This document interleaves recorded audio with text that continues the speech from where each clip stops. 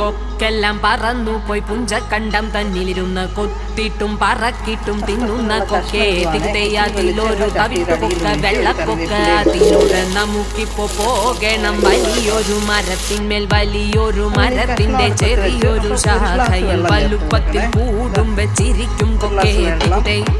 പിന്നെ ആവശ്യത്തിനുള്ള മഞ്ഞപ്പൊടി, ഉപ്പ് കണ്ടോ, ഇത്രയും ചേർത്ത് കൊടുക്കണം.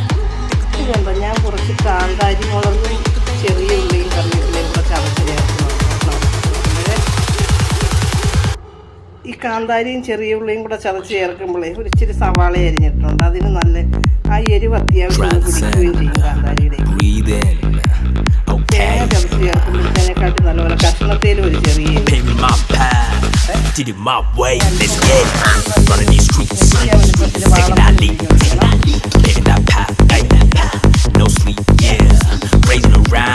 ചട്ടി മാത്രം.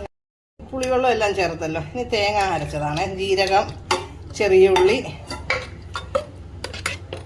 ജീരകവും ചെറിയ ഉള്ളിയും തേങ്ങയും കൂടെ അരച്ചതാണ്. അത് ചേർത്തു.